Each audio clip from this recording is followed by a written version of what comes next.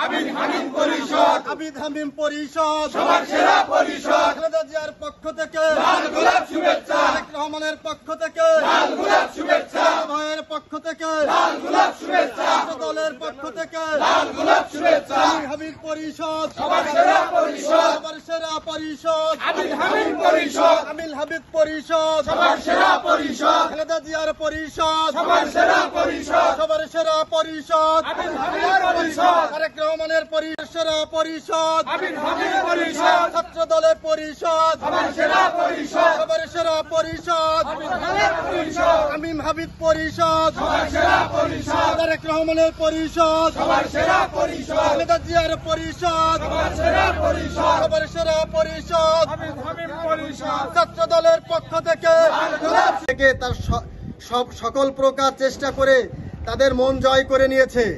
আমরা বিশ্বাস করি ঢাকা বিশ্ববিদ্যালয়ের সাধারণ শিক্ষার্থী শেখ তানভীর বারী হামিমকে বিপুল ভোটে মাধ্যমে জয়যুক্ত করে আমাদের তানভীর বারী হামিম সহ যে ছাত্র দলের প্যানেল তাকে জয়যুক্ত করবে ইনশাআল্লাহ।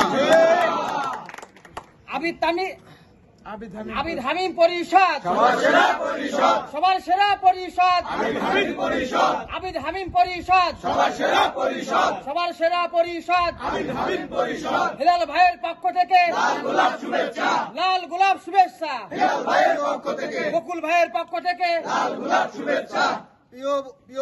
আহ্বায়ক সাব্বির আহমেদ টগর, উপস্থিত তেরকাটা থানার নেতৃবৃন্দ, ইউনিয়নের নেতৃবৃন্দ এবং নর্থ খুলনা কলেজ ছাত্র দলের নেতৃবৃন্দ, সবাইকে জানাই আমার পক্ষ থেকে শুভেচ্ছা অভিনন্দন।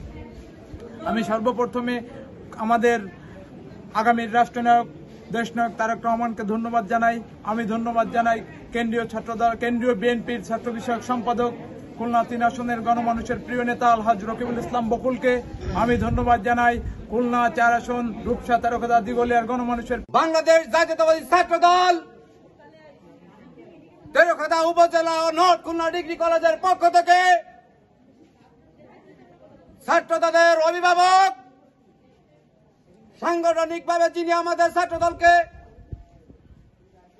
পরিচালনা করে আসছেন, আমাদের সেই কাঙ্ক্ষিত নেতা, যার দিকে তাকিয়ে বাংলাদেশের 17 কোটি মানুষ রয়েছে, যিনি এই বাংলাদেশের সাম্য মানবতার একটি